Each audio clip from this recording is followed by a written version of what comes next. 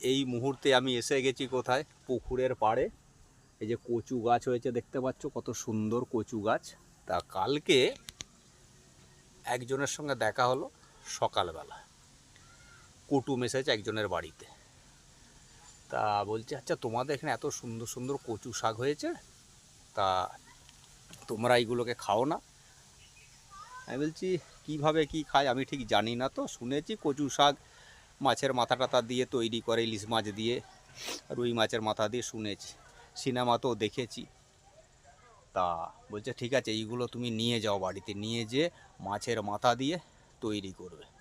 যথারীতি কালকে আমি কচু শাক এইখানটা থেকে ভালো ভালো এই যে ডগগুলো ওখান থেকে কেটেছিলাম, কালকে সরাসরি কেটেছি, কেটে বাড়িতে নিয়ে গেছি।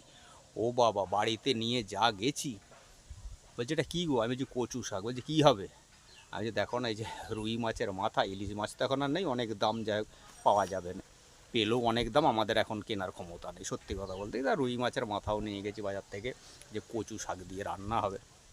ব্যাস, যা যেয়ে কচু শাকে ফেলেছি বাড়িতে, মানে দৌড়ে যা রেখেছি, মাথায় পুরো বজ্জাঘাত পড়েছে। হ্যাঁ, সে সরাসরি চেঁচাতে লেগে পড়েছে। হ্যাঁ, তুমি যাই তাই শাক নিয়ে চলে এসো, এইগুলো এই কচু শাক কি খাওয়া যায় নাকি? বন কচুর শাক হাবি যাবি, আমাকে তো অনেক কথাই বললো।